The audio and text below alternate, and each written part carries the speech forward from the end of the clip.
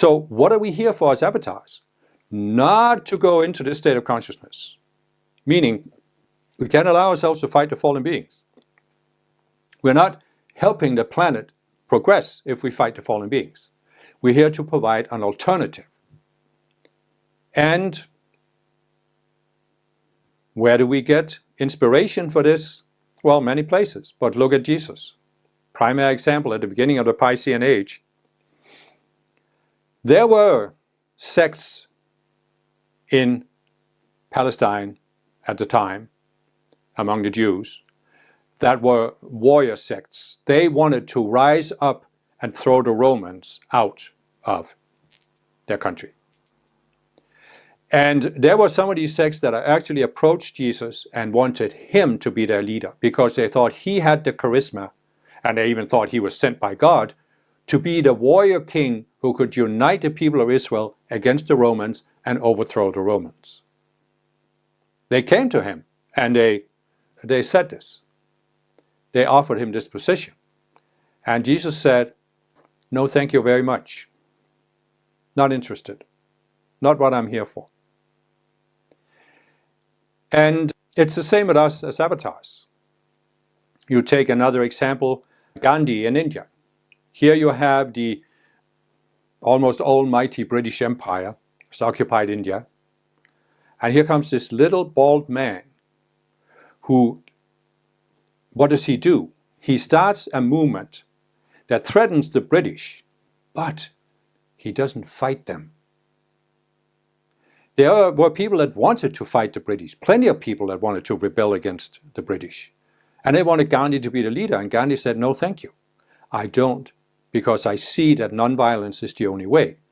And what happened? What happened was that he eventually, by being nonviolent, he made the British see their own insensitivity to the Indian people. And they saw that this was incompatible with their view of themselves, with their democratic ideals, and they withdrew without a major war. Now, Gandhi was once asked if he thought this nonviolent approach could have worked against someone like Hitler. And he said, yes, he thought so, but it would have taken infinitely more suffering. And that's because Germany wasn't a democracy. Hitler was a dictator, not the leader of a democratic government. Hitler didn't have any ideals. Despite what you might think about Hitler, he didn't have any ideals. He was a fallen being, and the only thing that mattered to him was what he wanted to do. He was actually even the kind of fallen being that's talked about in the My Lives book, where it says there are two main groupings of fallen beings. One is the ones that want to deceive us and control us, but there's another group of fallen beings that simply want to destroy. They get a certain power from destroying, and Hitler was one of those. There's actually, in the My Lives book, there's a really powerful sequence where the protagonist, again it's not me, but the protagonist is encountering Hitler. And Hitler gives him this speech about why he's doing what he's doing. And he says, "We are artists painting with the blood of humanity." And I thought that was a very powerful way to sum up what some of these fallen beings are doing. They just want to destroy. But you see, again, you could say, well, if you had that button, you could take Hitler out of embodiment, would you push it? And as an avatar, if you want to help the planet grow, you would be tempted, but you would say, no. Let the things unfold, because there must be a reason why this has to happen on Earth, so people can see what they're not seeing now. And if you look at it, you know, I have talked about in many of my videos that we can learn in two ways, or human beings can learn in two ways. We can have some higher ideas from the Ascended Masters, or we can learn from the School of Hard Knocks. And you look at the situation in the 1930s, not just in Germany, but in Europe and in the world, and most people could only learn through the School of Hard Knocks. And if you look at it in Europe, you see that, well, the Second World War was a shock, but the Holocaust was a shock on top of the shock. And it just had so many ramifications in the collective consciousness of Europe. I know it didn't have the same effect in many other nations, including the United States, where most Americans don't really grasp what happened. But in Europe, it had a really, really profound effect, and it brought Europe far forward to where it would have been otherwise. So I'm not saying this to justify it. I'm just saying, what are we here for as avatars? We are not here to manifest specific results or avoid specific calamities. We are here only to help raise the collective consciousness and give an example of someone who is not part of the problem. As you have the old saying, you're either part of the solution or part of the problem. And then when you go into duality and start fighting the fallen beings, you'll become part of the problem. And it's only by staying out of duality that we remain part of the solution.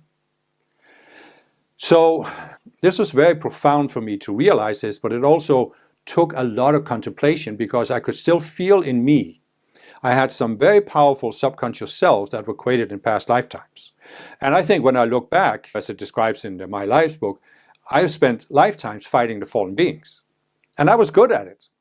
I was a good warrior. I was a good strategist. I could defeat them in many cases.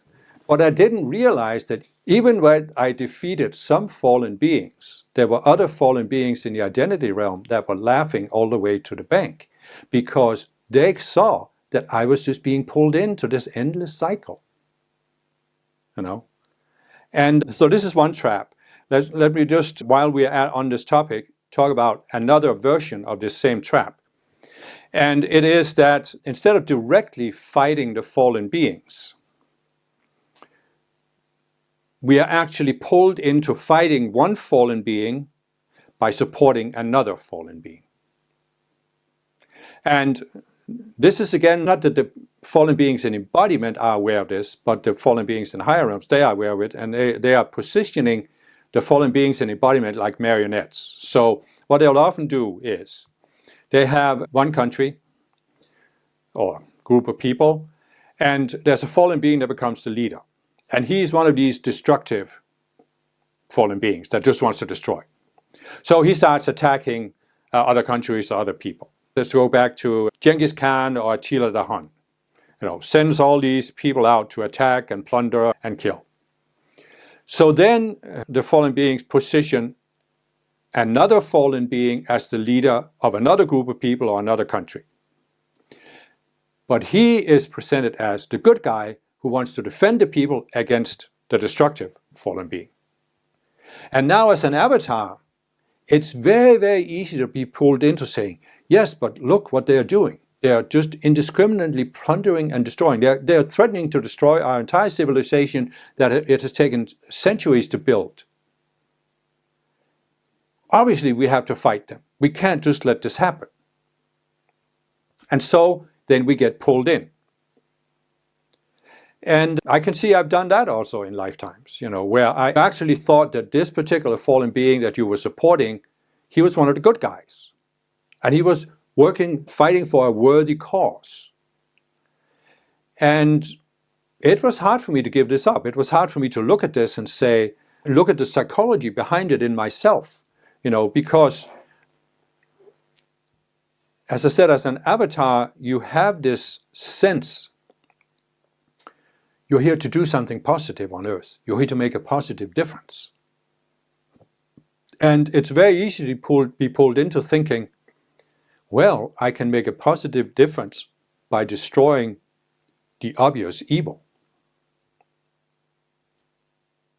And now I know this leads into a whole range of topics and questions, but I'm not saying here that people shouldn't defend themselves when they're being attacked. I'm not saying that Europe, for example, should have just surrendered to Hitler and let him take over all of Europe. I'm not saying that, because people need to act based on their level of consciousness. What I'm talking about here is specifically avatars. And what I'm saying is that if we want to have the maximum impact we can have on this planet, we can't allow ourselves to fight the fallen beings or to support the fallen beings. We have to separate ourselves from the fallen beings and from the duality consciousness. This is the only way we can pull the planet up.